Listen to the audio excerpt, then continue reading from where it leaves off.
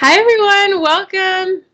My name's Caitlin. We're here with Dr. Stephanie Rimka. We're so excited. She's a functional medicine doctor in Atlanta, and she's going to talk to us all about women's hormones and carnivore. And we're so excited. Welcome, Stephanie. Hi, Caitlin. I'm so happy to be here. I've been watching you and following you, and you're teaching women and men so many positive things about how to reclaim their health. So people like you make my job easier. So by the time somebody comes in to see me, maybe they've already reclaimed a big part of their health, and I just get to fine tune versus starting at the ground level sometimes. You don't have to start at the sad diet level. Yeah. I'm lucky where the overwhelming majority of my practice members did not actually come in at that level. So I'm very blessed in that way. That's helpful. So, how did you get into ancestral health and that kind of thing? Oh, goodness. Journey. So been in practice for over about 20, 21 years, something like that. And food and nutrition were a big part of my curiosity and study all the way through undergrad. I'm 46, so back in undergrad, the big trend was all the low fat. That was what was flooding the market. It was, never using butter, going to margarine. So it was definitely in that late 80s, early 90s trend where we created a lot of thyroid disorders and a lot of anxious, depressed people because we took away all the fat.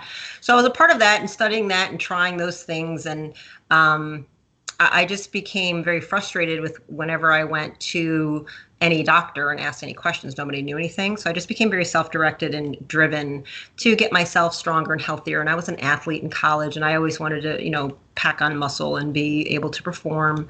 And so it just kind of started that journey. And as I made a decision to become a vegetarian, because that's what all the real prevalent dogma was, is that fat makes you fat.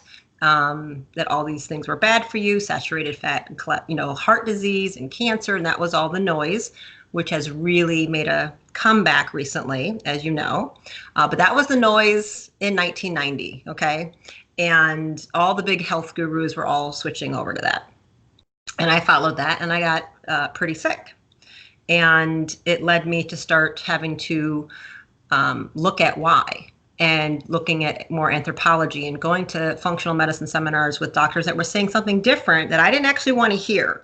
As a vegan, going to ancestral meetings, it's very disruptive to what you want to believe.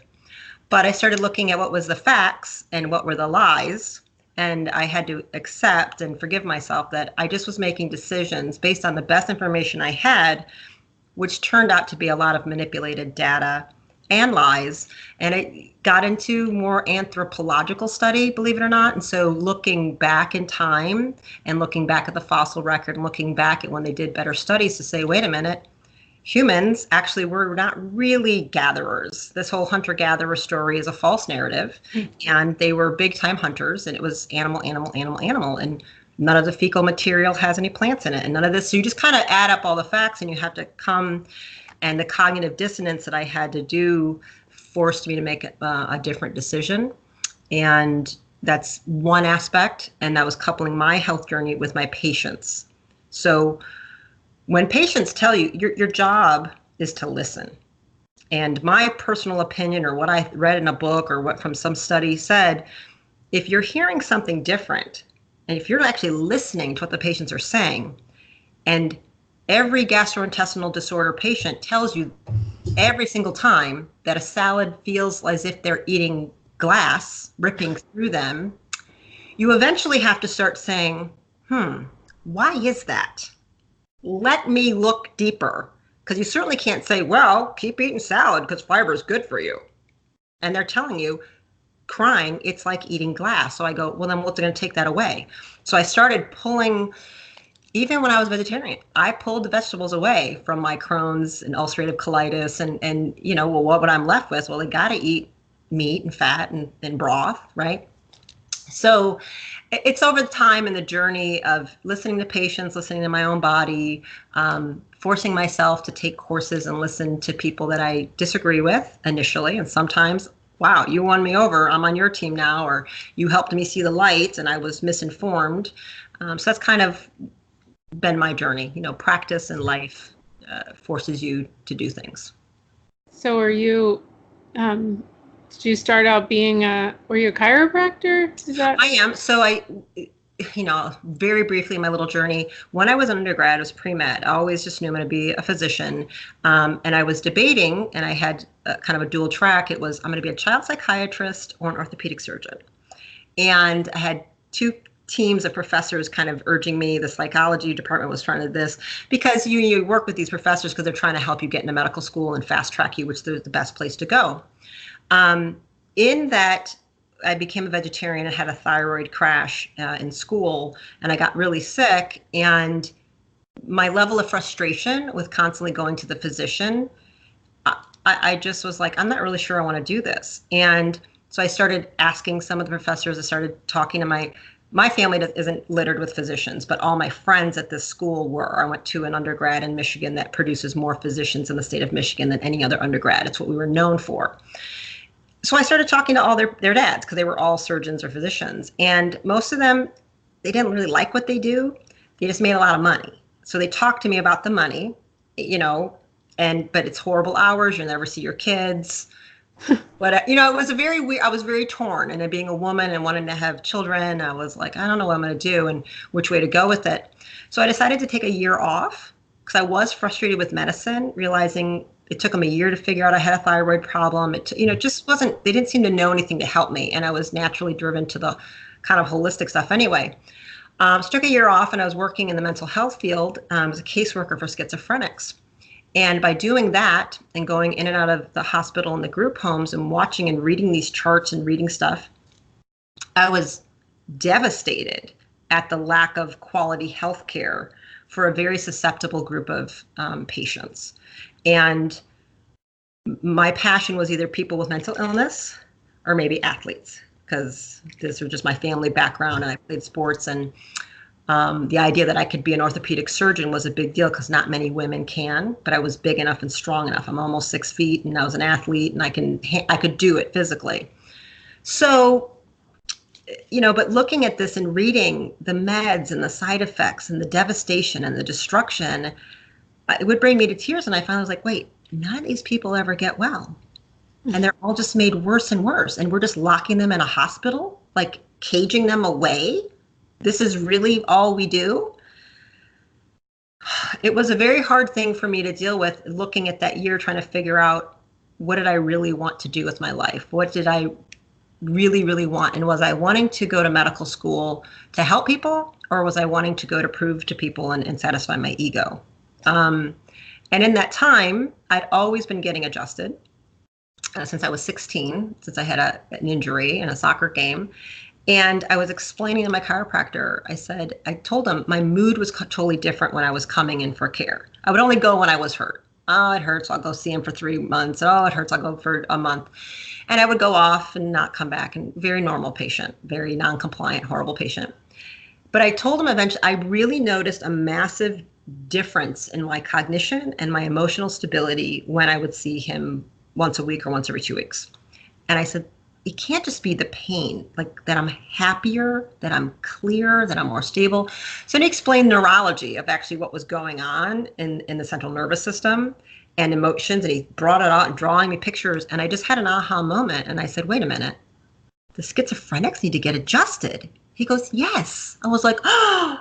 And I knew he discussed nutrition and supplementation and source foundation of health. He always talked health with me. He was, stop taking Tylenol, Stephanie, you can't keep doing that. You're damaging your liver. Stop. He always was teaching me how to upgrade myself with dripping in health. Okay. And I looked at it and evaluated, and I knew right then, I said, so I need to adjust. I need to help them. I said, that's it. I'm done. Where do I go? And he says, Atlanta. And I said, I think about 6 months later, I moved. So I was going after drug addicts, mentally ill. I wanted to stop people from ever going to prison. I wanted to be like, can I catch somebody before they go down this path and can't get any support? So that's where my motivation went to go there. I said, I wanted to be the drugless doctor that does that. And while I was in school, my nephew got diagnosed with autism. So then my sister, of course, was coming to me for help and resources. So I started helping manage that and dealing with Dan doctors to feed autism now. And I started being trained by them. I became obsessive with brain function, obsessive with mental illness, and obsessive with autism. And they were very intimately linked. Well, you can't address that without dealing with the gastrointestinal system and diet and substrates of what really is the human being made of, and what really do they need to be structurally sound, what do they need to heal. And it just changed my whole trajectory, why I had to get into functional medicine and why I've been trained by and hired and mentored by so many different physicians ranging and geneticists to learn how to manage this in practice. Wow, that's a great story. So when you got out of chiropractic school, then what happened? I opened practice and I started working. So I had a couple offices and locations, and I was just working and doing my thing and kind of staying under the radar. It came a point with this, I was doing a lot of that functional medicine stuff. I wasn't as hardcore into the brain. I was doing a lot of alcoholism and drug addicts. And it just kept an anxiety. It would turn into what I focused on.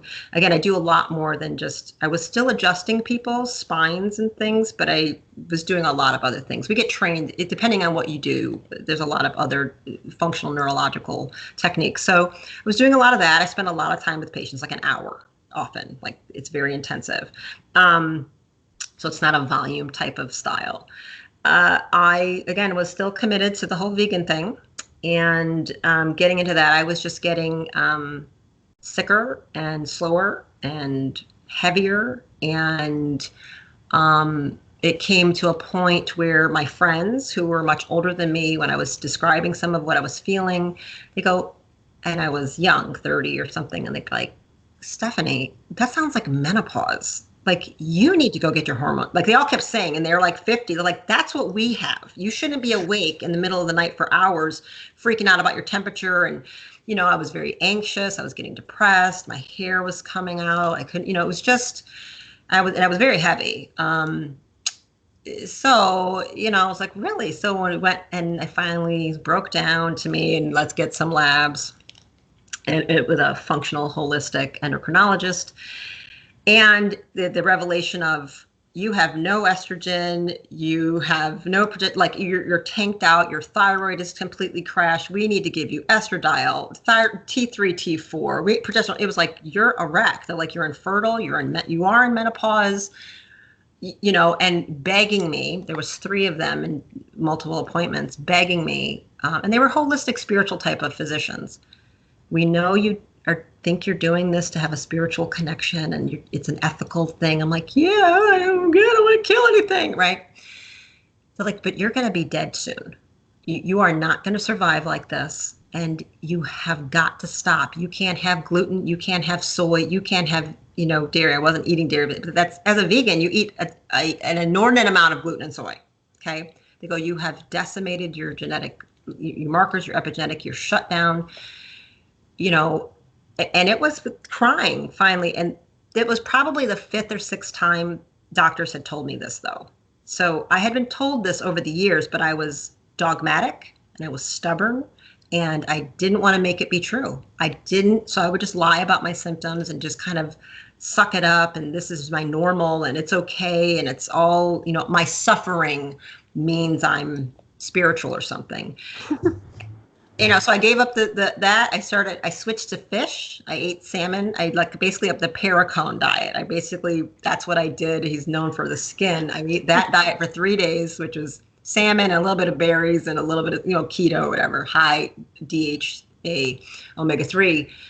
And it was like in 3 days, the best way I can describe it was the Wizard of Oz movie, where suddenly you go from black and white to the Technicolor when she steps out of the house in the land of Oz. And it was like, I got chills, actually. And I remember that feeling so deeply, where the world looked completely differently to me. It was no longer a dark, dismal place full of dangerous human beings that were violent and cruel. It was a world of rainbows and unicorns and fairies, and that shit was real, you know? And I felt happy to be on Earth, and I felt it was a beautiful place. And I just said, I can't believe I've missed all this. I will never go back to eating that poison again. So for me, at first, it was gluten and, soy. I'm like, I can never have that poison in my body. It's like bleach to me. And I wasn't giving the meat as much credit at the time. So it was a slow evolution to upgrading that and learning more ancestral stuff and going kind of paleo and then going kind of low carb and then doing keto. I would cycle in those each one just getting more and more refined, kind of doing a junk food paleo, which a lot of people do, and a junk food low carb, people doing fat bombs and all that nonsense. I never did that. But you know what I mean? Like people say, well, but it's paleo and they're having pancakes every day. Yeah. So that's kind of the journey of how that evolved and how that practice. And of course that stuff leaches into my practice, but I try really hard to be, just because I was a vegan, most of my patients wouldn't know that because I have to meet them where they are. And just because now I'm carnivore, if I have somebody, who's Baha'i and like the vegetarian thing is fundamental to their belief system, I can just say, well, this is how I think, but like, well, we have to find our workarounds. So you have to do the best you can. Yeah, you can try to say, maybe you need more of this or something rather than just throw the baby out with the bathwater, right? Yeah, I start by adding it in. Like I have a lot of vegetarians and vegans that have now come on board with me, and they're eating meat for the first time in 30 years. So I start slow. I don't take them overnight into some carnivore way of eating. I'm like, okay, let's start with some salmon. Do you like that? Let's start, something that they remembered that they liked. We make sure we deal with stomach acid low levels because they're going to have problems with that. Their liver's going to be backed up. I know there's going to be problems from having that diet for so long, and I have to address it so I can make sure the digestion is easier while their body's upregulating itself. It needs, you have to transition them sometimes to deal with symptoms reduction just so they're comfortable. And it's a beautiful thing. We just start with, let's get that fatty protein in first. Let's start giving you something to build yourself up again. Let's nourish you because they're starved, as you know. It's a starvation diet. Well, you can always most people are open to stopping soy or something like that, They're not. Well, maybe not. If that's the basis of their protein, I'm telling them to take away all the legumes because of the lectins. I don't love any of that. It's very violent to the human body. And the soy, if you're eating, fake vegan foods, it's soy. That's what it is, shaped into weird things, but that's what it is. And even the paleo weird things, like if you're making a fake food in a box or a can or something, there's probably going to be soy in it. It's ubiquitous in the diet at this point because we're using it for a number of things. Every restaurant's using soybean oil mostly. This is just the reality of what people, they think, oh, I don't have any soy, but they eat out at a restaurant 7 to 8 times a week. I'm like, that's all soybean oil, right? Yeah. And they go, oh, I didn't know, right? So, there's that stuff to kind of contend with and practice with people. So I try to start slow. But I did draw a hard line about a year ago where I just don't even accept vegans unless they're willing to change. That's good. They have to be at a place where they're open or else it's not going to work. Yeah. I'm a brain upgrade specialist. That's why people come to me. I specialize in neurofeedback and biofeedback and brain biohacking techniques. I can't do that. I can't rebuild functional networks in your brain. I can't help regenerate and heal the mitochondria in your brain and help your prefrontal cortex without the substrate with which the brain is made and with which it works. Yeah. I just can't, I'm not going to, I have my success rates because I bring in people who are going to do what I say and I know we're going to get success with. If you're not going to get with the program, then you need to go somewhere else. And so what kind of people come to you? I'm known for, and I was just talking to a physician, a gynecologist this morning about this. The majority of my practice is I'm at least 75% all referral from other practitioners. So functional medicine doctors, psychiatrists, and psychologists are who refer to me, specializing in brain-based disorders that deal with emotional instability. So any kind of brain instability. So that could be seizures, that could be ADHD, that could be autism. That's a big part. Then there's the emotional instability pieces of anxiety, depression, PTSD, panic attack.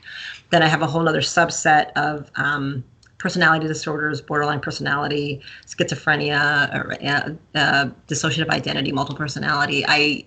Lots of suicide, cutting. That's what I specialize in. And then I have to deal with gastrointestinal stuff. I have to deal with their nutrition.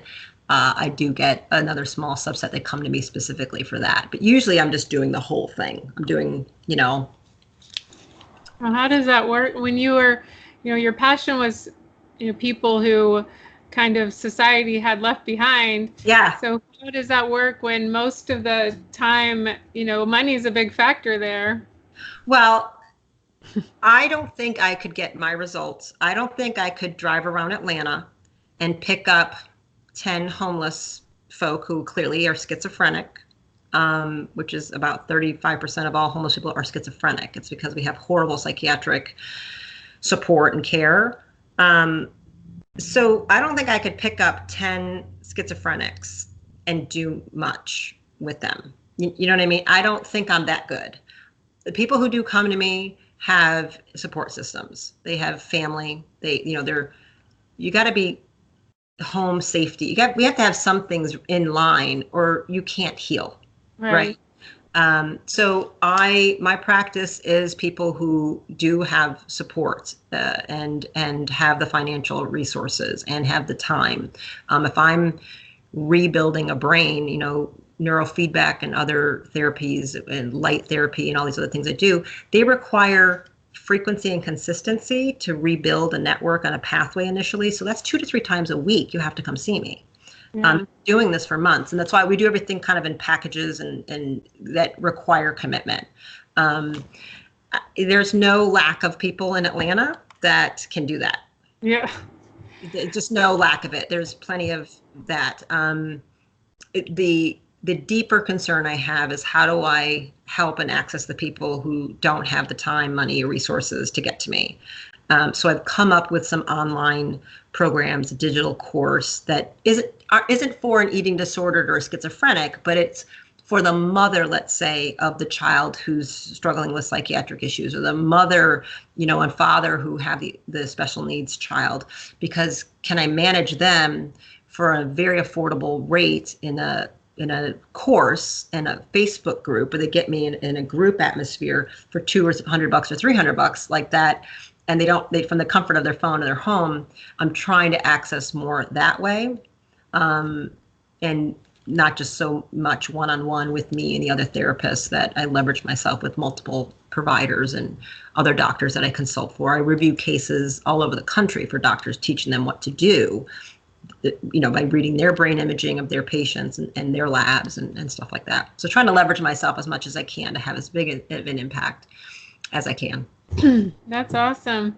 So how do you, so you said you had a thyroid problem in college, and then were you on medication back then and then stop? And yeah, so hypothyroid, and again, I probably gained 60, 70 pounds. I'm not real sure. I thought I had mono. I kept going into this because I was sleeping 20 hours a day, and I was in organic chemistry, I remember, and I could not, and I'm very smart. Let me just say, school is not hard for me. 4.0 is no issue. I can do school. I couldn't figure out the side, you're going through an equation. I was doing my homework or studying or whatever, and it was 5 times 5 or something. I couldn't figure it. I didn't know that number. I just sat there looking, and it scared me because I've relied on my cognition. That was my winning formula. I will study my way. I will grade my way into a better life. And then and I remember my boyfriend walked in the door, and I just started crying. And I just said, I can't do the math. and I dropped a couple classes. I don't think I can handle. And so I went to the dean. I'm like, I don't think I'm right. I mean, I went to that level, like something's wrong with me. I can't afford a bad grade to not get into medical school because something's wrong, right? So then they put me on just Synthroid back then. So at the end of my sophomore year, and it was like, again, in like I just respond fast, a week or something. I was like, oh, okay. I wasn't full of energy, but at least, I was still trying to go to the gym. I was like trying, I was an athlete. I'm thinking I'm just being lazy. I was just pushing myself, and I just finally said, I'm falling apart. So I felt better. I did a bunch of, actually, I'm pretty into the energy esoteric world of things. And even back then, as I started studying, I was learning to do supplementation and doing things for the thyroid and using Chinese medicine, and then going to a Chinese medical doctor and acupuncture and different things. So I did get off. I moved to Montana, and actually I think the environment of Montana, where I was outside all the time I didn't know anything about this, but looking at the electromagnetic properties of what I was doing by jumping in cold lakes, by being up at, kind of sunrise, being in the air, just so different, having zero stress. I graduated, just very different life, living a very easy little job. So I need to take a minute, right? My body regulated very, very well in that environment, and I came off the meds. It's like my numbers looked okay, and I just stopped taking it. And I did that for a long time. I probably needed to have gone back on it earlier than I did. I currently take Armour, but my meds have been cut down in half. I was on 60 milligrams. I'm on 30 now. After, it isn't just carnivore. I will say carnivore. I also use a couple very focused supplements that were new. And I think the two of them together just synergistically woke my thyroid up. And my doc was like, cut it in half. It's too high. I was like, this is awesome. So again, I'm 46. My temperature regulation is getting better. My weight management is effortless for me. I've lost more weight. I'm back to what I was. My son will be 14 next month. I gained about 80. After 80 pounds, I stopped looking when I was pregnant. So I just kept gaining weight, and getting pregnant was a miracle. I got pregnant 6 months after I started eating meat, by the way. Oh, when wow. I was vegetarian, they said, you can't have babies. And I'm, and then I was taking estradiol. I was taking a bunch of hormones, the Armour and all that stuff. And I did, I was traveling and something was wrong. And I went, I don't think this is my period. This doesn't seem, something's wrong, because I was late. I was like, oh, good, my period's here finally. But then it wasn't right. It wasn't the right normal. And I went and I said, there's no way I could be pregnant. Something doesn't feel right. And I was getting really nauseous from a smell somewhere. Like, I would be like, you guys don't smell that? And they're like, no. I'm like, really bad. Like, I'm going to lose it. And nobody else had that. I went, okay, please don't be pregnant. Because I wasn't quite ready to be pregnant at the time. And I was. So I called my physician. I took a test, and she goes, stop taking that. I go, I thought you said it was impossible. She's like, well, just stop taking the hormones and go get a blood lab. It was she said, well, if anything's going to fix your big hormonal thing, pregnancy will do it. So it was a horrific pregnancy, horrifically dangerous. I had, it was horrible, worst time of my life, but it reset my hormones. It healed me. So my son healed me. Wow. So this doctor saying, you got to eat meat. I started eating it, got pregnant, massive body just did what it had to do. I had to eat constantly during that time. I gained 80 some pounds. I am back finally to my pre-baby weight, to all the things, putting on clothes that 7 years later. Yeah. Well, it was actually a few years ago. I can go up and down in this size I am, but this is the easiest. I'm really into how can you make your life easier, especially women. They don't rest and recover at all.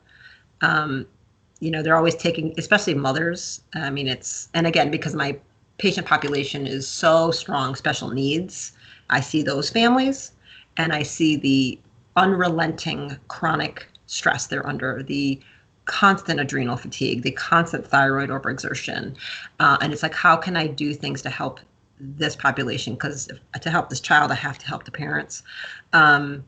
And it's just really focused on rest for me. I really am dogmatic about that. And carnivore, to me, the mental rest, shopping, cooking, there's no effort to me. I spend about this much energy, as you know, on food preparation. It's salt on a steak, good to go. Yeah, that is a big relief, and the cleaning is less and everything. So easy. So how have you seen that? Have you had people in your group or in your practice go carnivore, and what have you seen happens to them? Hundreds. I've done this hundreds of times now.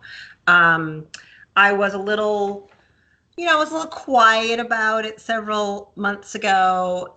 You're kind of like, well, so here's the thing. Why don't we talk? Like, if you want to do this with me, I've been doing it for 5 months. I think it was about the 4th or 5th month, maybe, that I started dripping in on patients. But again, I have very educated and empowered patients. I was like, so here's the thing. We've been doing this, we've been doing that, whether we're doing FODMAPs for SIBO or we're doing whatever, we're looking at stuff.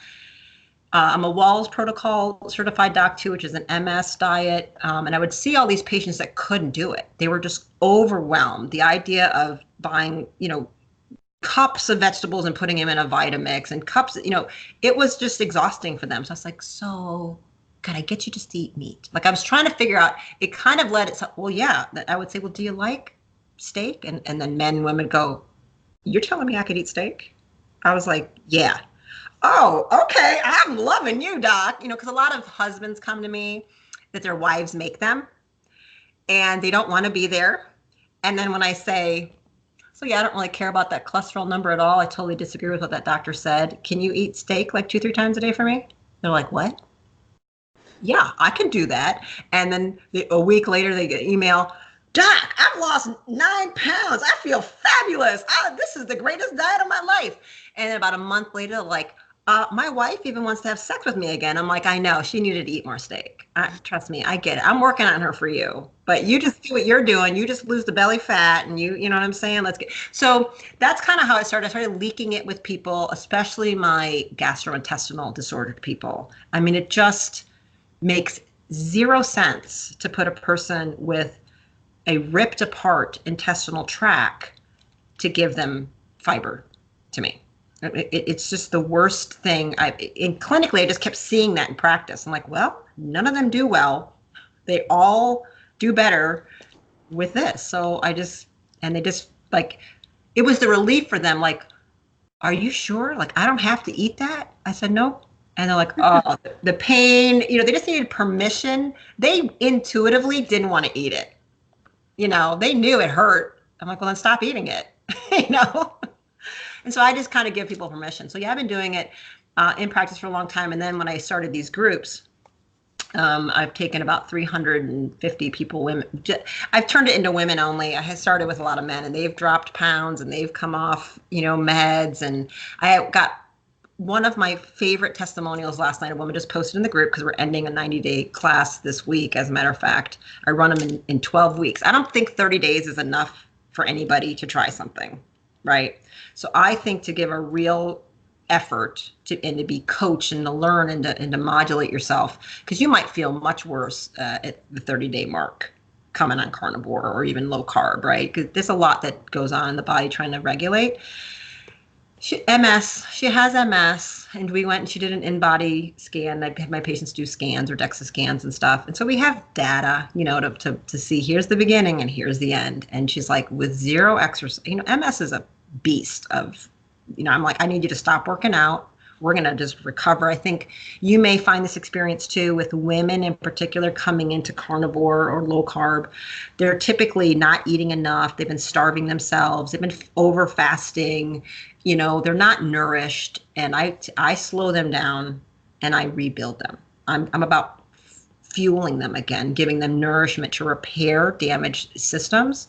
So I have them eat more than they're used to. They're eating more frequently, like 3 times a day, and eating more. They're like, are you sure? I'm like, trust me. You want to throw down a pound of meat? If you're hungry, eat it. just let's learn to listen. Powerful testimony about how, the body fat, but really more the muscle gain. And especially in one of her legs that's been consistently losing muscle because there's no nerve impulses. So the fact that she gained this much mass in the 1 weak leg where she's been having trouble walking, she's overwhelmed, overjoyed. She feels stable. I have that just one after the other. Mood stability, 20-year suicidal thinking gone, in 12 weeks. Like that's just, it's just hundreds of those things. It works. I do see how being in groups and getting support and coaching make a difference, because I think women in particular are stuck on the societal expectations of like, she should be ordering some dry, horrible, nasty chicken breast on a salad instead of, so here's the thing. Yeah, I'm going to have you bring me that. I want a steak with a burger on the side. No, I don't want any of the bread. I don't want any of the stuff. I don't want this. It's free. I don't care. Can you bump that up with some shrimp maybe? Like that's how I order. And I have no qualms about it, but a lot of women are uncomfortable. They don't know what to do at an office party. They're afraid of being judged, and they're afraid of gaining weight. They're really been so brainwashed that, like, oh man, watch it. Just, so it takes coaching and encouragement and other people that are doing it with you, cheering you on and high-fiving you. So I love the community tribal experience. And I give them insane content. I think education makes you stronger in your conviction. When you hear the truth, right? Whether that's from me or Amber O'Hearn or a Paul Saladino or Sean Baker or a Ken Berry or all of us that are out here doing this at this point, trying to go, yeah, but that's not true. No, I'm sorry, they told you that, but that's actually bullshit. And then you get more confident to go, oh, I don't need the statin. No, that's, I would pick one with a 10-foot pole. You know what I mean? So I'm like, go find another doctor. And that's what I usually tell people. I'm like, there are other doctors out there, right? Because if you don't feel comfortable with yours, it's time to fire that one. And you find one that's going to support you in your journey. Well, it's like any other thing. You wouldn't, if you didn't like your insurance agent, you wouldn't just only insurance agent in town or whatever. Yeah. But with doctors, it's like we feel we have to listen to them no matter what. Yeah. So what about the fasting? I feel like people try to fast too soon on carnivore. Yeah, I think that's the big mistake. And even if they're on keto, it's like, well, I've been keto, so I can go ahead and start fasting. And I feel like that's too soon, kind of. Yeah, well, keto, I feel like a lot of people do a lot of mistakes. I think the biggest mistake is they're underproteined. I think people in that community get too focused on just slathering all this extra fat instead of going for fatty meat. Getting just like, you don't really need to you don't slather sour cream all over everything. If you're having a ribeye, you can cook it in some butter, some ghee, or some duck fat or something like that. It's fine.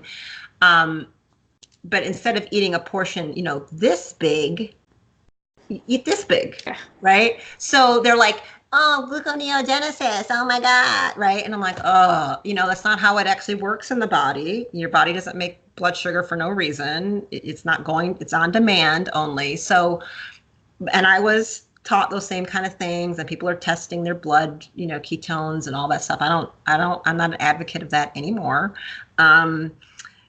Because I think most keto are underproteined, big time. Or again, like they're just eating really low quality, like chicken right? So with no fat. And so that's why they're slathering the stuff on. So they're already kind of they're not getting muscle building signaling. They're not getting enough bone density signaling. So I like them to be like, yes, that'll lower your appetite.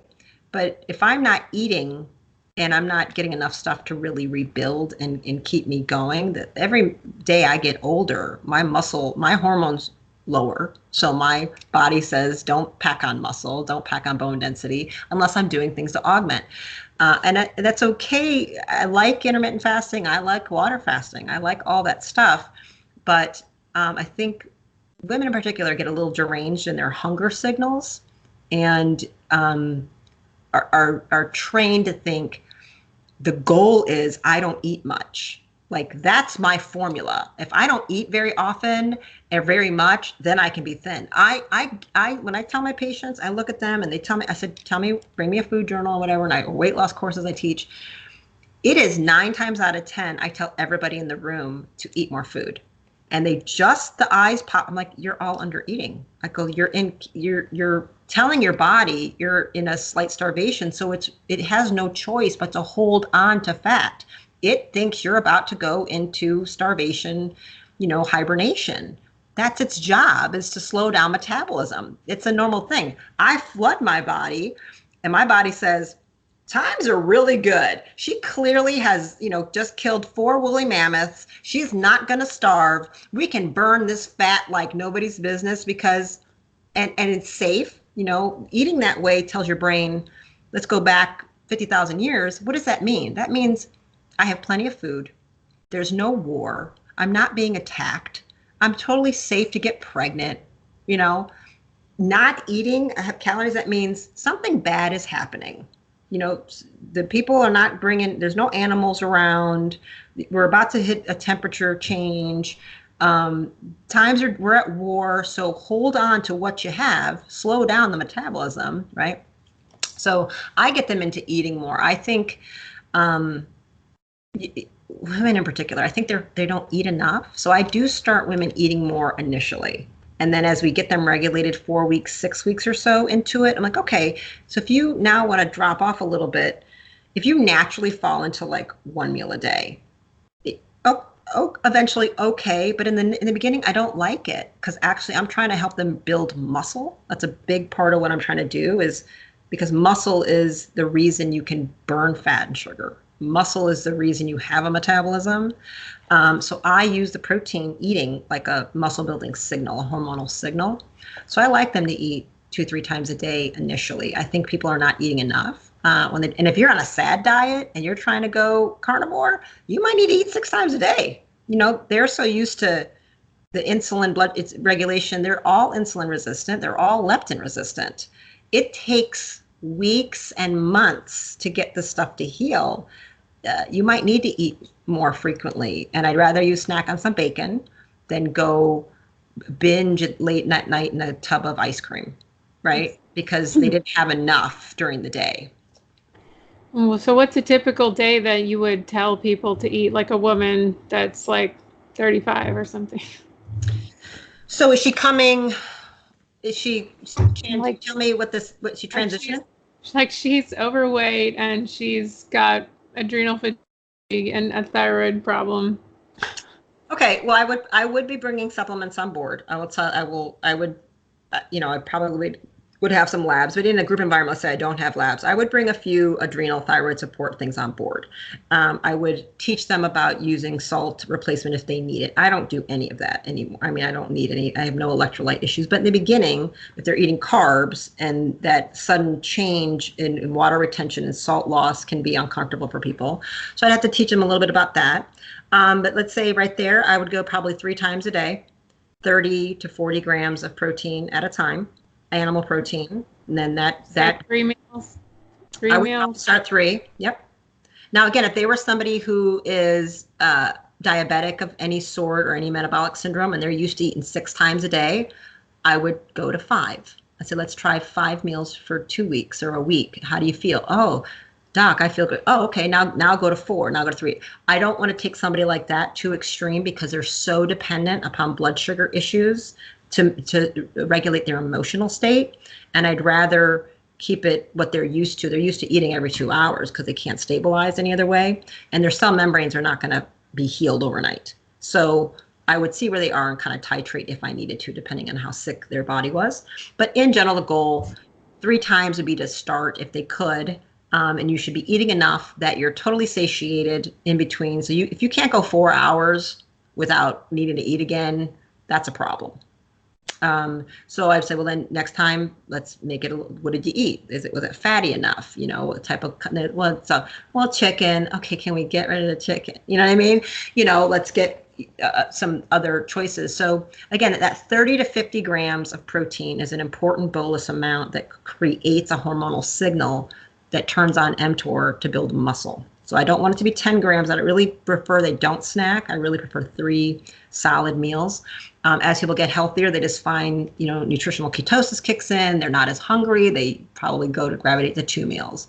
It's 12:40. I have not eaten anything today. I might eat once, I might eat twice. I just am very comfortable following my hunger signals. Some days I'll eat 3 times a day. Sometimes I eat 1 time a day. It just works out like, wow, I'm starving. Eat.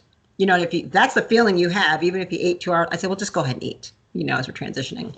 That's what I like. I don't like to lose the opportunity to build muscle, because the older we get, we need that signal, because you don't have, your testosterone and growth hormone aren't as strong as they were when you were 25. Yeah. They keep going. My mom and my grandma are like a foot shorter than they used to be. Oh, yeah. Like, what happened to you? Yeah. Because their bone density is going down, and eating protein, animal protein, is what's going to bring it back up. But that's they're being told, take a calcium supplement. So what do you tell people who are saying, I've been doing carnivore for a month and I've not lost any weight? Usually they say it before then, but Well, I try to set people up from the head of time, but that's not an expectation. That's not a goal for me. So again, that's why I like people committed to blocks of time. I don't do I don't do like a one appointment. That's just not going to happen with me. Yeah. We're doing this, or you're not doing it. I'm not going to fight my patients or people taking my course. There's none of that. You can goodbye, go to somewhere else. So I get they can be frustrated. I will at that point. Okay, so where they're coming from, what hormonal disorder? If they have PCOS or they were diabetic. Okay, I'm going to be like, well, let's look at what you're actually eating. At times, what they're doing, people don't want to hear this one, but sometimes I have to remove the dairy. Okay, I don't get strict with people in the beginning. I'm like, sure, go ahead. But if you came to me and said, I want to try this and I have Hashimoto's, I go, you need to be off the dairy. There's certain conditions, I go, you're just really devastating yourself. And maybe if we get you an A2 casein, you get a raw milk with the A2 casein specific, you might be okay from a local farmer. But even then, I'd say give your body a 6-month break. Your immune system can't handle that coming in at the same time. So it's dairy is kind of a thing, or they're using artificial sweeteners and stuff. Well, I use this in my stevia in my coffee, and and I'm like, yeah. So I have to look at if they're using coffee as an adrenal stimulant later in the day. I'll take that away. I have to look at what they're actually doing. Then they probably don't sleep, and then they're craving. Then they're in the cravings again the next day. Yeah. Yeah. So there's that. I'd rather I have to teach them to eat when they're hungry instead of trying to fight it, and then they fall off the wagon is what it is. I think there's a lots of food emotional addiction that still is going on, and sometimes with those people, if no weight in a month, which again I gained weight in the first month, but and I was okay with that because I trusted my body to heal. If there's not, if I can't, I'm like, that is weird with everything I'm seeing and what they're telling me they're eating, and I can't see anything else, I do go into trauma. I do go into their autonomic nervous system, and was there something traumatic and that they're not dealing with? I don't like in the carnivore community, that people will see this as a substitution or a cure-all for mental illness and trauma. I'm like, don't expect this. This is going to it sets the brain up to have emotional stability. It sets the brain up to be stable. It's the best place to start. But if you never dealt with that carjacking, that rape, that childhood abuse, that drug addiction with a really skilled professional therapist, that's a problem. And the body holds on to that. The nervous system holds on. So if I can't get the autonomic nervous system to really let go and adapt from either talk therapy or brain therapies, whatever we need to do to turn the brain off to feel safe, the body will not let go of fat when it feels unsafe, when it feels threatened. And they could be in a abusive marriage. They could be, I mean, I have to figure out what that is. That's often a big driver of it, honestly. Oh, a lot of stuff probably people don't want to deal with. Yeah, nobody wants to hear that answer. That's the kind of stuff I do go over with my patients one-on-one. That's what they come to me for. So they're very upfront about it. But I do unpack that very strongly in my course, and people don't expect that I go into neurology and neurotransmitters and trauma, and I interview therapists, and they're like, whoa. So I'm going into stuff. It's deep emotional healing. I think carnivore sets you up to go into your deep primal ancestral right of being healthy and strong and happy, but we live in a very anti-ancestral, anti-primal environment, right? So there's conflict in the neurology, and you sometimes need a little bit of help to explain that and express that and have resources to get a little support. Wow, that's interesting. So where tell people, like, if they were wanting to get in touch with you and do some of your programs, what can they do? Best thing is, so right now I will say, I mean, whenever anybody watches this, I'm not taking any patients. I have a year-long wait list right now. And so the courses were my answer to stop feeling guilty, because I can't take any new people. Because again, the niche I'm in, it just requires so much time and energy with people. I have a strong limit on what I can see. And as patients get released, the new one's allowed to come in, sort of a thing. So we're at a strong wait list. You can't really see me or consult with me. The only way to access me mostly are in private groups. So brainandbodyrevolution.org. So that is my new membership site, where we offer 3 programs. Digital course, we have the 3R Rest, Restore, Renew, which is carnivore base. Then I have my women's masterclass, where it's my graduates of that are allowed to come into high biohacking technology, physics. And I explain to them your quantum biology and how to really protect yourself and upgrade yourself. But you got to have a baseline. That's application only. So I'm full right now. And then in my men's group is going to start. So I'm writing a men's health book, and I decided I should, for my son, that's kind of an ode to building him into a strong, neurologically stable man. So that will be launched. We're pre-selling it, but that's going to be launched in about a week or 2. So brainandbodyrevolution.org is where they can learn about that and sign up for any of my courses that I'm offering right now. And I'll hope to add more later, but that's what I can manage, and it's been a ton of fun, and we're getting outrageous results, and it's working well. And if I change something in practice and can see more patients, great. But it's the functional docs that are out here, we're busy. There's certainly no lack of in the docs that I work with in Atlanta that we refer to. I just hung up with one, and he just said, Stephanie, I don't need any more patients. I mean, you're really hearing that more. I called up my doc and I said, can you squeeze in some of these people, again, thyroid stuff. I said, because I don't prescribe drugs. I look at, I'm like, okay, they need the meds, and their physician is so, I don't know what their physician is doing that they can't understand that that's Hashimoto's, that they're missing it and not treating people properly. So I'm trying to sneak them into mine.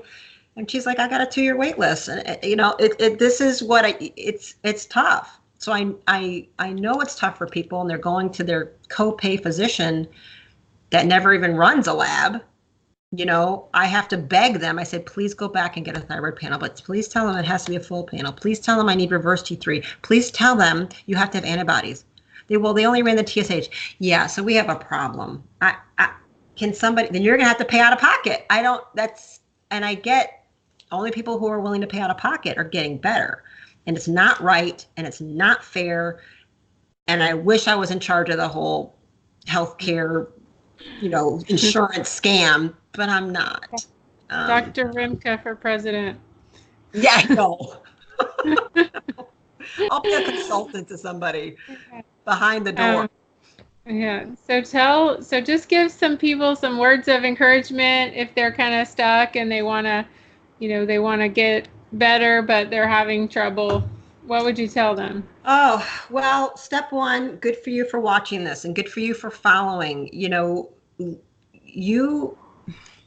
real human food, if you just really start to go back to what's real human food, you will start to do better. If you give your body what it needs, it heals. You have an innate intelligence that always is working in your best interest if you give it what it needs and you remove the barriers and the poison. So step one, I just start adding in this protein, right? Start cutting away the grains, right? Then we start pulling up.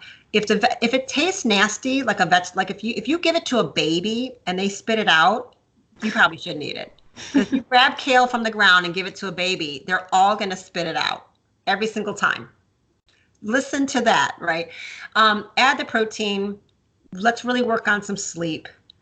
Get support. If you're lost, again, resources like you, looking at people you interview, getting books from people that are going against the popular culture. My biggest advice is do not watch the TV or read the news or believe anything that comes out of it. Because if you want to be taken down the wrong path, watch a Netflix documentary on health. Yeah. Watch Cowspiracy. Yeah, that's again, you have to look at follow the money, the corporate interest. There's been no cure for any of big disease, despite billions going into these American Cancer Foundation, Diabetic Association, Komen for breast cancer. What are they actually doing? What have they produced? What result has anybody seen? The best diabetes cure person is Jason Fung. And yet he gets vilified by all these other physicians because he's helping people by telling them something as radical as the ultimate low carb diet, which is fasting. So he goes fast and low carb. Done. I mean, it's the fastest way. You want to heal a dietary disease? Change the diet. This should be not complicated or controversial. Ivor Cummings has shown it, insulin. I mean, the data is there. So I guess, I don't know, words of advice would be value rest, anything that can help you there with sleeping, resting, taking time for yourself, breathing, visualization, meditation. Find your tribe. Surround yourself with people that are like-minded, support you, and help. If they're making you feel down, you need to find more people, new people that are here, and keep growing and learning and trying. I know it's easy to give up, especially with the kind of patient population I see. Suicide rates are very high with some of the illnesses that I see and coming with mental illness. Find somebody that's going to fight for you until you can fight for yourself. That's what I'm one of those kind of I will fight for you until you can feel the energy to do it yourself. And I beg people not to give up. I'm terrified at the mental health crisis that we're in. And it's too easy to say, look to the laws of nature. Many people don't understand that. But I just want you to think about some of the nonsense people say. Meat's bad for you. The sun is bad for you. Water's bad. Everything's gonna be bad for you in a second. That the earth is bad for you. I mean, I don't know where they're gonna go with it, but it's becoming everything that actually empowers you and heals you. It seems like people are trying to take that away from you. Well, call it a conspiracy theory or not, certainly seems convenient to sell a lot of drugs. Absolutely. Well, I think this has been really helpful for a lot of people, Dr. Stephanie, and I really appreciate your time. You're welcome. And I will put your links down below for your website. And, if you have questions, you can. Now, Dr. Rimka, she's on Instagram, but I don't know if she goes on there very much. I know how to do it. Let me just joke that I'm not really talented. I don't know how to repost. That's where I'm stuck. I see great things and I want to shout out people. I tried yesterday. I'm like, I don't understand. It's like every now and then it works for me. I have a team person that she makes some posts and does some stuff. Some of these things they're making for me, but I do a lot of it myself. So I do answer. I know how to do the direct message now. All right. Yeah, I know what a DM is. I'm feeling very not 46, but not really. So. All right. Thank you. I'm so happy that this worked out, and you guys make sure and subscribe and like this video, and please share with a friend, and we'll see you next time. Thank you.